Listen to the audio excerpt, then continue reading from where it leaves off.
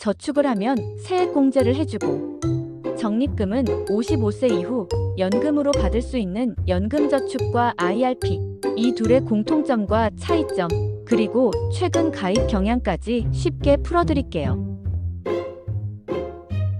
연금저축 계좌는 누구나 가입할 수 있는 노후 대비 계좌입니다. 납입하면서 세액공제 혜택을 받고 55세 이후부터 연금처럼 받을 수 있어요. IRP, 개인형 퇴직연금은 조금 다릅니다. 소득이 있거나 퇴직금을 받은 사람만 가입할 수 있어요.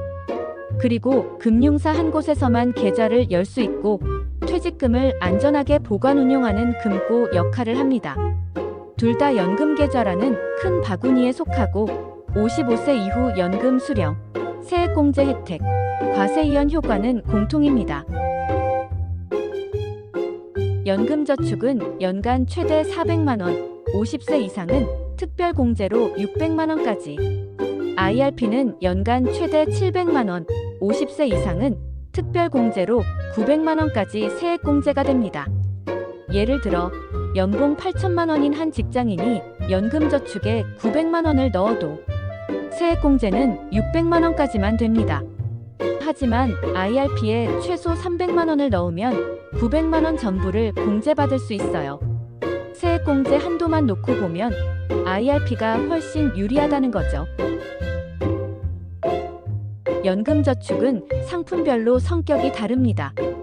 펀드형은 ETF나 리츠에 투자할 수 있고, 보험형은 금리 연동 상품 중심이라 안정적이지만 사업비 부담이 큽니다. 신탁형은 은행 예금 중심으로 운영됐지만 지금은 신규 가입이 중단됐어요. 반면 IRP는 예금보험 ELB 같은 원리금 보장 상품부터 펀드 ETF 리츠 같은 실적 배당 상품까지 선택의 폭이 넓습니다. 다만 위험자산은 전체 자산의 70%까지만 투자할 수 있고 나머지 최소 30%는 반드시 원리금 보장 상품으로 채워야 합니다. 연금저축은 필요하면 일부 정도 인출이 가능합니다. 물론 해지하면 세금 불이익이 있지만 유동성은 있습니다. IRP는 원칙적으로 중도 인출이 불가합니다. 법에서 정한 예외 사유가 있어야만 가능해요. 예를 들면 무주택자가 주택을 구입할 때, 가족이 6개월 이상 요양할 때, 혹은 파산재난 피해가 있을 때만 꺼낼 수 있습니다. IRP는 급전용이 아니라 철저히 노후 전용 통장입니다. 연금저축펀드는 계좌 관리 수수료가 없습니다. 반면 IRP는 평균 0.3% 정도 수수료가 붙습니다. 다만 요즘은 비대면으로 가입하거나 퇴직금을 이체하면 수수료를 깎아주거나 면제해주는 곳이 많습니다. 또 ETF 매매 수수료는 IRP에서 무료이기 때문에 ETF를 자주 거래하는 투자자라면 IRP가 유리할 수 있습니다.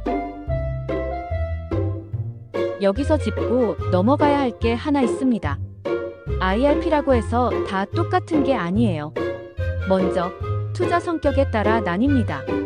안전하게 예금보험 ELB 같은 원리금 보장형으로만 구성할 수도 있고, 펀드 ETF 같은 실적 배당형 상품을 섞어서 적극적으로 운용할 수도 있습니다.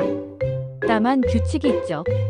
적립금의 최소 30%는 반드시 원리금 보장 상품에 넣어야 하고, 위험자산은 최대 70%까지만 투자할 수 있습니다.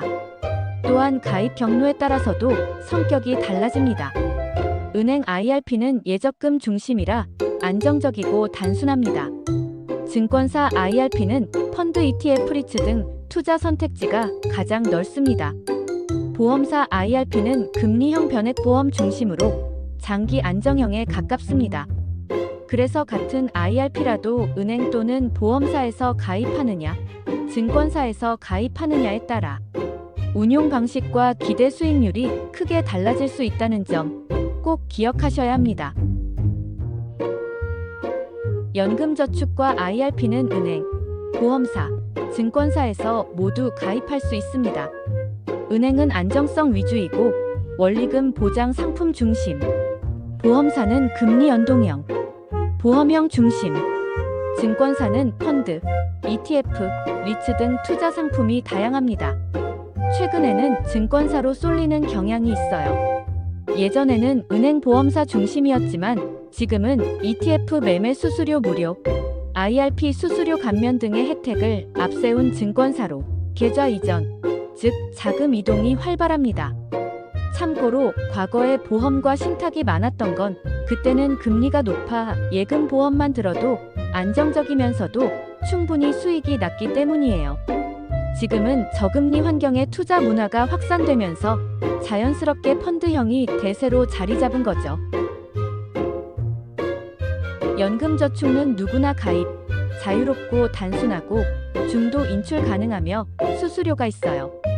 IRP는 소득자와 퇴직자 전용이며 세액공제가 크고 상품도 다양하며 중도 인출은 불가하고 수수료 있습니다.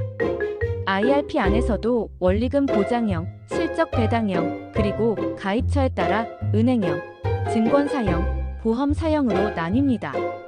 최근 추세에 증권사를 통한 가입자가 늘고 있지만 결국 어떤 상품이 크게 더 낫다기보다는 내 상황과 성향에 맞게 선택하는 게 가장 중요합니다.